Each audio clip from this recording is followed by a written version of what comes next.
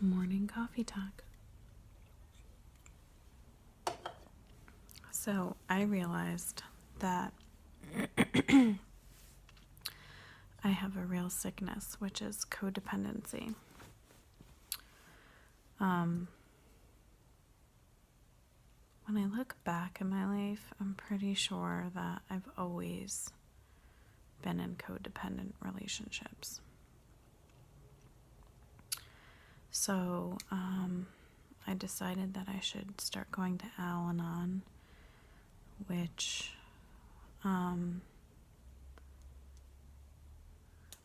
people would be like, oh, don't you need to have like an addict who's using in your life to go to Alanon? And I'm like, no. Because what Alanon does is it allows you to focus on like what you need to do to change your behavior so you're not enabling people around you. Because I think that when you're enabling people, it's because you're codependent. So I need to figure out how to change that behavior in me, because it has a negative effect on me and it's not good for any of my relationships with anyone. So that's something that I think Alanon will really be able to help me with, is just focusing on what I need to do and how I react to other people. So first, I just want to start off by saying it's okay to be alone, and you are enough. I'm just finally starting to realize that. When I have time to myself throughout the day and I'm just thinking about the growth that I've made over all this time, I'm like, yeah, I like myself enough that I'm okay to be alone. I wasn't always that way.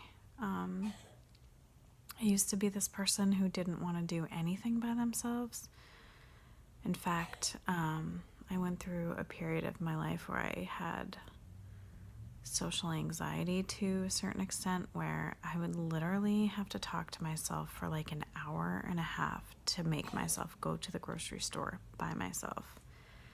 It was like that bad. I don't know what triggered it. I don't know why I was like that. I don't know. But I would have to like sit at home in my house and like give myself a pep talk and convince myself that it was okay to go to the grocery store. It would take me like an hour and a half just to get to the grocery store. It was ridiculous. And then once I was there, it was fine. But for whatever reason at that point in my life, it was just like that. It was crazy. So I went to goodtherapy.org, and these are suggestions that they had. 1, I am responsible for myself, my feelings, my choices, and taking care of me. Notice how that's like all me, and not anybody else. 2, step aside, allow people to experience their own consequences. Don't try to control them or their actions, because you'll end up alienating them and pushing them further away. This is step number 2, is like, that's definitely something I need to work on. 3, if the other person leaves, you haven't lost anything, because you still have yourself, which is true. I know that people in codependent relationships are fearful of having the other person leave, but if you get to that place where you're feeling great about yourself, then that's okay, because you still have you.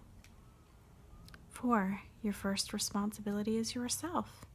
You can't care for anyone if you can't care for yourself.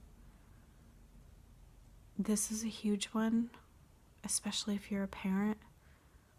You're not going to be a good mom or dad if you can't take care of yourself first.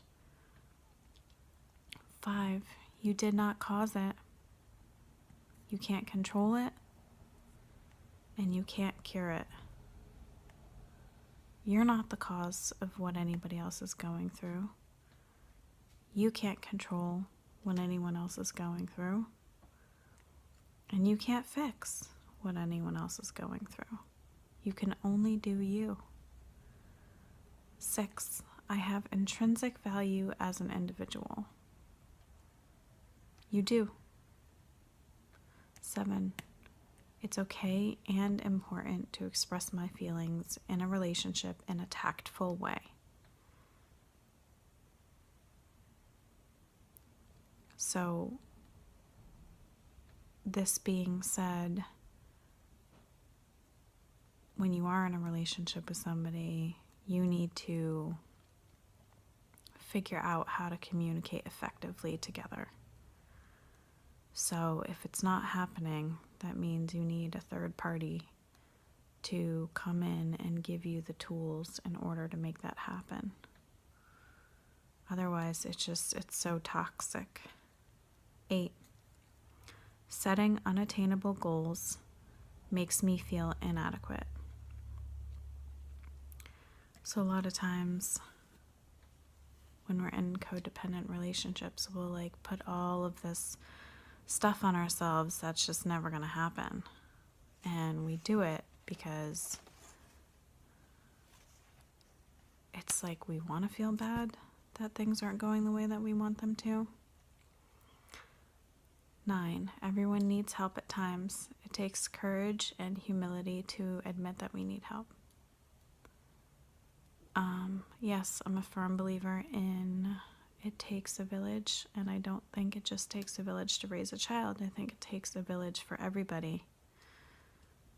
I feel like a sense of community is so hugely important, and I know that I heavily rely on all of my friends. It's ridiculous how much I call them or contact them when I'm going through something that's rough. These are changes you can make. 1, take care of me. That means get enough sleep, exercise, don't eat crap. 2, set boundaries. If you set a boundary, make sure you stick to it. You say, this is what I can live with, this is what I can't live without. This is what I want, this is what I need, and then you have to make sure you follow through. 3, focus on yourself and not trying to control the other person.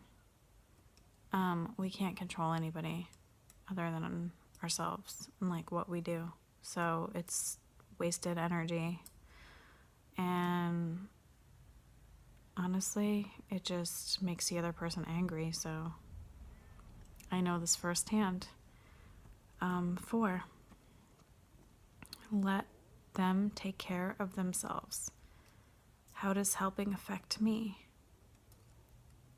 Put energy into myself. So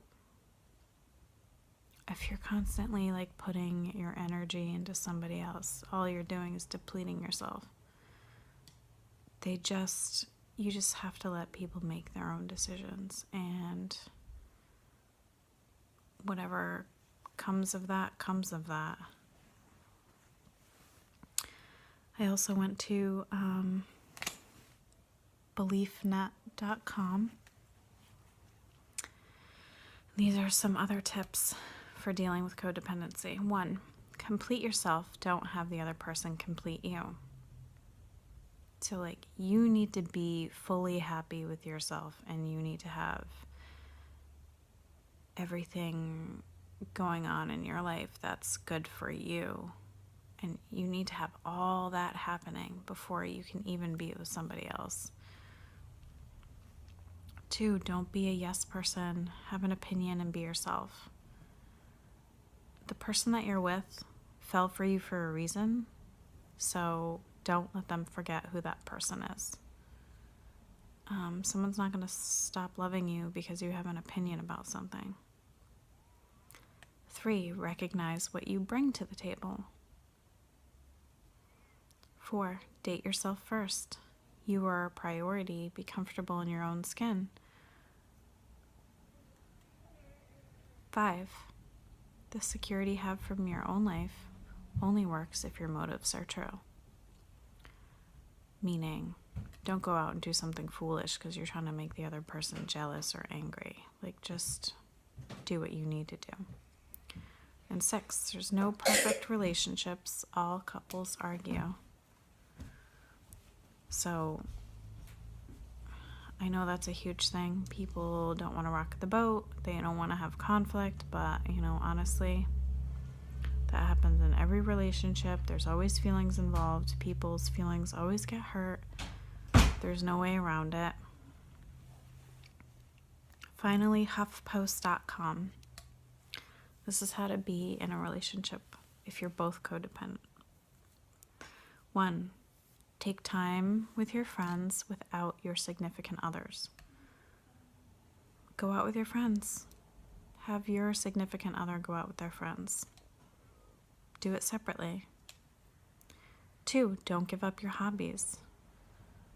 If you love gardening, don't stop gardening because the other person doesn't like it. It's fine if you do things separately. You don't have to do everything together. 3, speak up for yourself. A functional relationship makes room for what you both need. Your partner doesn't know unless you voice it. Don't assume the person you're with knows what you want unless you're willing to say.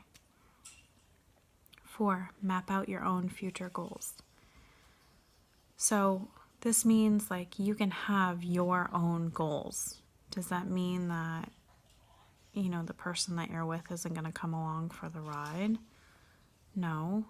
But if you want to go to school, for example, for yourself, then you should just go to school. That's your goal, and that's fine. That doesn't mean that it's not going to include the other person somehow. 5, keep space throughout the day so you still have time to catch up later. So this is saying live your own lives throughout the day. You could check in once in a while, but don't run out of things to talk about. 6, separate experiences. So I know a lot of times people feel like they can only be close to someone if they're sharing all of their experiences. But that's not the case. You need to have your own separate experiences so you can grow and change as a person. 7, ask yourself, does your partner motivate you to be the best version of you? If the answer is no, then maybe you need to take some time and consider that relationship. And 8, experience partners' hobbies at least once. So, Aiden, can you be quiet for 1 second, please? You don't have to love the hobbies that your partner's doing, but you just try it at least the one time. So that way, you've at least experienced what the other person likes to do, even if it doesn't end up becoming your hobby, at least, you've shared that. So that's all the information that I found pretty much on codependency, and that is my goal right now is to really embrace that, get myself a support system of people who know what it means to also have that personality trait, and I need to figure out how to cope with that. I need to figure out how to change those behaviors in me. At this point in my life, I feel like that's essential in order to maintain the happiness that I've achieved so far. And I really don't want to give that up. So I will keep you posted on how that all works out.